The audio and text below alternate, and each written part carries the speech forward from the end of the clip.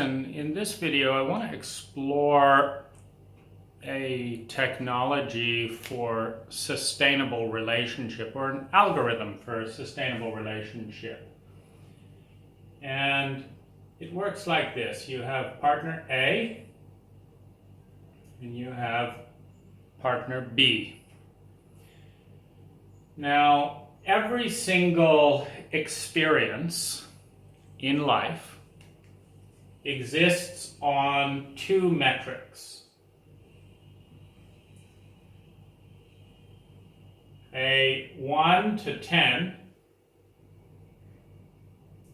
of value and a 1 to 10 of pain or cost, risk. Now, the complication in relationship is that every event, every incident does not show up the same in every person's language, in every person's radar. Quite the opposite. What happens most of the time is that in an unconscious play out, what we do is we project our metrics. So we say that going to the movies tonight would be a 10, and it's only $10, so the cost is minimal. Let's say a 1. So we've got a 1 to 10 ratio of value to cost. Of course, partner A is very interested in going to the movies. Now, partner B values the cost much higher. They value the movie cost at a 5 because they're anxious about different things, and movies are not all that important to them, and there's a lot of things they want to be spending that money on. And the value is only a 2. Because there's actually an issue they would rather talk about, and it seems like the reason it doesn't get talked about is their partner is always frenetically moving things around. So this is, in some ways, a negative on an opportunity level at a 4 and a money level at a 5. Now, being good Americans, these people do not talk to each other. And so A imagines somewhat self-centeredly, meaning he may look at his partner's face or his face and see that she's not all that excited. If he was paying attention, he might notice she didn't really enjoy the movie that much the last time he's taken to her to an action flick. If he cares to pay attention, he might notice that her finances and her priorities are in a different place. And if he was really wanting to understand and do something great for her, he would remember that she's brought a topic up 3 times in the last 2 weeks that she would like to talk about, that he said later, later, later. And so we have a negative combined cost of the emotional cost of not being able to talk about something, and the financial cost of a 9. Which we then deduct the positive. It would be a 2 benefit to go to the movies, so that gives a negative 9, or it gives a negative 7 for partner B to go to the movie. Now, if we get a little bit deeper into it, though it's probably not conscious, he has another plus value in addition to it. Well, let's look at it another way. Maybe the reason that the 10 is to go to a movie is he's really keen. He does not want to talk about that topic tonight. And after the movie's done, he'll be able to say he's tired. And so that gives him 5 of the points to go to the movie. And then the other 5 is he does enjoy movies. So he's got 5 and 5. He's got a total of 10. So he's a plus 9. A plus 9 to the movie. She's a minus 7. Now, all things being equal, all things being equal, the best pattern for sustainability is to use the person's highest number.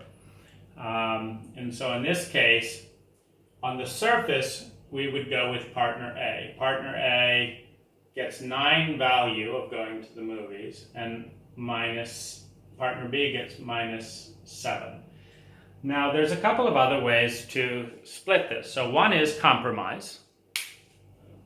You take turns with, first we're going to do something that I care about, and then we'll do something you care about. Another option is you just always go with the higher number, and over time it averages out. This is a classic example, though, of a choice for a third alternative. In general, now this average goes down a little bit if you're living domestically with someone 24/7, but particularly, which is actually a big reason, a lot of the relationships that I've found stay the most conscious and the most healthy is to both prioritize the relationship, number one, both allot large amounts of time to the relationship, but live within 30 minutes of one another if possible, and commute back and forth to get together consciously. Now, this is a great thing because when you live with someone, you don't wake up in the morning and say, I want to throw this person out of the house. You wake up, and if you're not feeling close or attractive, you think, okay, how can I eke out the best day without dealing with the stuff I don't want to deal with this person, in the assumption that you will be living together. This is the built-in assumption if you are living together.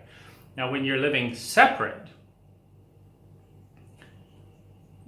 and every day is an initiation by one or both people, if neither person wants to come and see the other person that day, and it's your general routine, or if neither person wants to see each other within 3 days, and that's your normal routine. I like, a rich daily contact. But so if neither person wants to see each other, this is the clue that something needs to be talked about that isn't being talked about, that something needs to be resolved that isn't resolved, that something needs to be conscious that isn't conscious, that something needs to be win-win that is not win-win. And so it's a great prompt. You're in your separate houses, you wake up, I don't want to talk to my partner today, I don't want to see da-da-da-da. So you call up. I don't want to talk to you today. I don't want to see you today. Do you want to talk about it? Sure, okay. Well, you talk about it. It's like, you didn't compliment me on this. I worked hard on this. You were late for this. I'm feeling fed up with you because of this.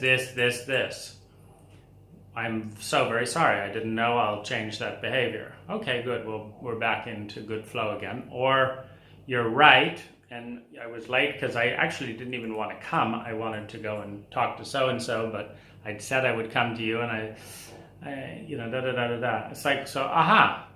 So you haven't been telling me what you really wanted to do, and so what we should be doing then is taking space.